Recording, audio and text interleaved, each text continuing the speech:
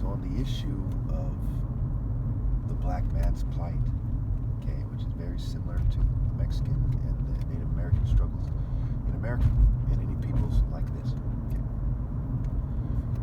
When I was younger, basically people got the general idea, right? Slavery had occurred. After the slaves were released, they said, what do you do, right? You say, now you're free, now what? A lot of them returned to the plantation. So even before we're told this, we figured they ended up working for white people, right? And being treated unfairly. We saw the movies, we kind of filled in the blanks. Okay, so then there's the slave codes and all this stuff that has occurred, Jim Crow. What then happened is, especially in the urban areas, black people had not yet got on their feet. Again, they did not yet get on their feet. This is an important part, as is the word psychology. We'll get into that shortly. Okay, so then they were frustrated, and they were being antagonized by various groups. Okay, you know, the Second Klan didn't disband until 1945, and it had as many as 6 million members. They were facing extreme antagonism. 1945 is a very short time in history ago. It's less than 80 years ago. Okay, it's 70 years ago. Okay, that's not that long. There's plenty of people who are over 70 years old. Some of the people who are alive right now were, in the Second Klan. Okay, now the Third Klan is said to have only 8,000 to 10,000 members currently. Okay, so where did those 6 million people go? Well, they became Freemasons, they became cops, they worked for the government, they became politicians, okay? They became the infrastructure of America and the who's who. The Klan was an organization designed to help white people become the who's who of society. It was started by someone of English descent, as the story goes, Nathan Bedford Forrest. Okay? So most people back, when they try to describe, hey, why are so many black people turning to crime and gangs? Okay? The word that they didn't have when they're younger is psychology. Because of psychology and psychological operations. MKUltra, for example, was designed to help them control individuals and groups. COINTELPRO had over 12,000 people in the ghetto informant program in the black community alone. And they had 12,000 informants helping them out, doing underhanded things. Okay? So there was powerful, and there is powerful psychology. It's making sure things go a certain way.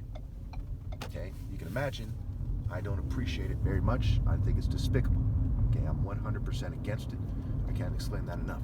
So as they're doing these powerful psychological operations on people, after the psychology of Jim Crow and the slave codes and segregation and things of that nature had given them a beat down, and then they say, hey, look to the presidents, okay, with the Civil Rights Act and so on and so forth, which wasn't a cure-all, not by any stretch of the word and stretch of the imagination. Okay, so it became pretty straightforward. The psychology of oppression, okay, was being forced on these people. They were using it to oppress them, and they were forcing it and coercing people to be informants, and people who are lesser men than people who refuse that sort of activity decided to be informants. Some of these guys made quite a bit of money, as the story goes. Judases, okay, collaborating with the corporate state. It was corporations, it was law enforcement, it was the military-industrial complex. We see that with Prince Hall Masonry. It was the blacks and the Irish Masons. They come together. Okay, we see that with the various groups that the criminal underworld, like the Italian Mafia, had teamed up with. And there was more than there's Irish Mafia, Armenian Mafia. There's all kinds of mafias. Okay. And they had created this sort of massive psychological operation applying control grid. It was there in the social clubs as social controllers, social engineering corporations and think tanks and government groups. Okay, there are secret societies, right? What's the secret? They're social engineering. These are social clubs with an emphasis on secrecy so they can social engineer, socially develop, urban planning, urban development. Okay, and this comes with psychology. They say you better not do this, and you better do that, and you better date him, and you better not date with that scale. And they persecute people who insist that people date with a different scale, especially. That's why there's phallic symbols right? The swords that Freemasons use themselves are a symbol of duty. They're a phallic symbol, okay? The obelisks we see are phallic symbols of sexual control when they are used by the profane, which is anyone who isn't the Royal African Falcon top martial artist. If you're not the top martial artist ever, a valid one, okay, then you have, or the valid top martial artist at the time, and there won't be any after I die, then you have no business exerting sexual control, right? The spear was a phallic symbol, the spear of destiny, right? The generational spear of the Zulus in the movie Shaka Zulu, it must have been based on Zulu traditions, and there's a bunch of African traditions that are just that, okay?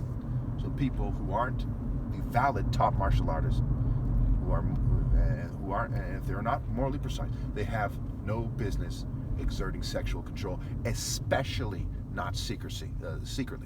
Okay, even Kennedy said, we are a society that's currently and historically opposed to secret orders, secret meetings, secret proceedings, secret societies. Paraphrasing. Okay, he used the word secret over and over again. Pretty straightforward.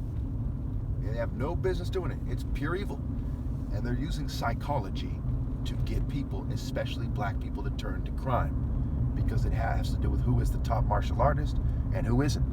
Okay, the top martial artist we'd expect to be of Nigerian descent. We see that Mike Tyson, and boxing is not the same as martial arts. It's called boxing, right? Fencing, boxman, fenceman, for a reason. Mike Tyson is of Nigerian descent. John Jones, to some degree, of Nigerian descent. Okay, Muhammad Ali. Okay, Floyd Mayweather. Sugar Ray Leonard, Sugar Ray Robinson, the list goes on, okay? Now, what happens when these people who are good with footwork, we see their footwork in basketball, their brain function and their footwork go hand in hand, start applying their kicks as well. Well, it's who, what, when, where, how, why, okay? Destiny factors in, but you can't be part of a concerted effort or the cultures of that concerted effort and then say that you're valid. That's part of why no one is a valid top martial artist after I'm gone. So what happens with the people who are the best with footwork, Michael Jordan, Reggie Miller, Iverson, Latrell Sprewell? What happens when these historically footwork start applying hands and feet? Okay, there's a significant gap between them and everyone else. We see that somewhat with capoeira, but it'd be more pronounced with Nigerians who are significantly greater martial artists than other groups, and the Igbos, because of the accompanied moral code. And the Nigerian Civil War partially sheds light on this, okay, are the bell that rings the loudest, and I'm from the royal family of the Igbo tribe. Pretty straightforward. You think about it. If you have any doubts right now and think, hey, he's just proud of his tribe, you think about it, you do your research, you quickly see that I'm right. Okay.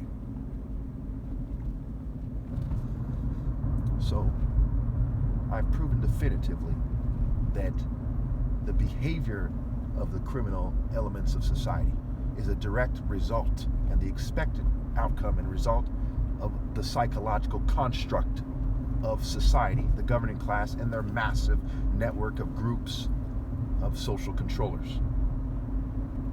Therefore, everyone who's wealthy in this society got wealthy by gaming the system. They just happen to be less targeted than other groups of people, which is violating the Equal Protection Clause in the Constitution. We have before us, ladies and gentlemen, a national emergency, poverty, children's hunger, crime, that is a direct result of mismanagement of funds and the current social engineering process and the psychological operations, what have you. Therefore, they should declare a national emergency and redistribute the wealth to a large degree of the rich. Okay, they can still be rich is one possibility. Okay, with my $200 billion a year war on poverty plan, okay, the rich will still be rich. The less than rich taxpayers will pay an average of $5 a month, and will generate $200 billion a year to combat these injustices and to feed the children, to end homelessness, to subsidize housing at some point to some degree for the poor people in America, to build low-income housing, to perhaps most importantly, to fund startup companies, which creates a future and brings in economic justice, social justice, romantic justice, what have you. That is the solution for what we all know is the problem, especially when you hear it explained the way I just did. Thank you.